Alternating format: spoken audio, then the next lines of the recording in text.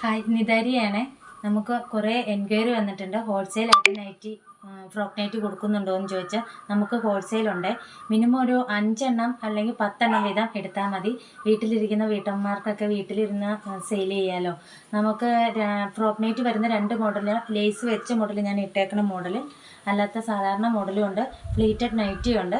അപ്പോൾ നിങ്ങൾക്ക് ഏതാ വേണ്ടതെന്ന് സ്ക്രീനിൽ കാണുന്ന വാട്സപ്പ് നമ്പറിൽ കോൺടാക്റ്റ് ചെയ്താൽ മതിയേ.